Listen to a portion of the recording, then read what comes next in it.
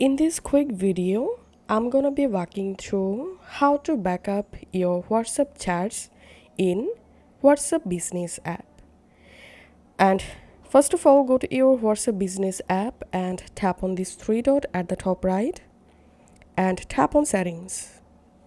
Once you are in settings page, here tap on chats, scroll down and tap on chat backup.